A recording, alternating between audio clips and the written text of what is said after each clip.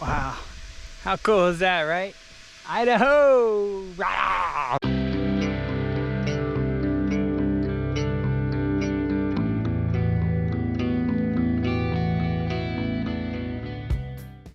Yeah, I'd say back in Grizzly territory really freaks me out a little bit about last night. I don't know, I think I was pretty safe, but man, it's not like I had anywhere to hang my food anyway.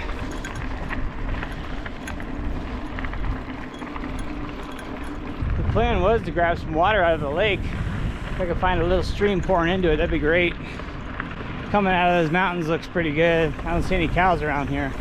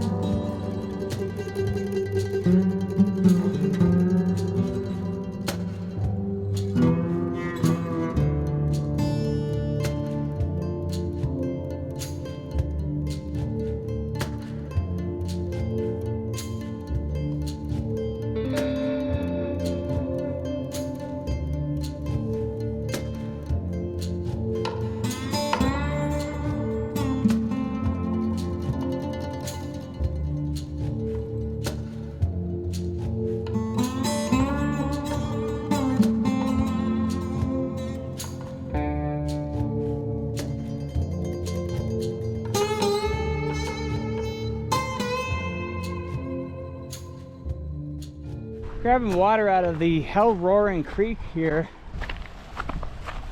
This is the utmost source for the Missouri River. Huh. How cool is that? Fourth longest river in the world. That's awesome. I've thought about kayaking the Missouri or doing the Mississippi River at some point in time. When I was on the Appalachian Trail, I met a guy who had just got off doing the entire Missouri River from the Cedar Breaks National Monument up here in Montana. And he took it all the way to St. Louis, I believe, right? So was it Red Hook Pass, Red Mountain Pass,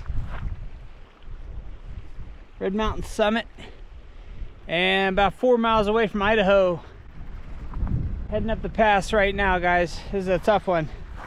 That's the end of Montana. Here on top of Red Rock Pass, like 7,100 feet, I believe. And heading into Idaho. 730 miles from Montana, well, plus a 75 up. Over 800 miles. Over 800 miles for Montana. And here we go, Idaho.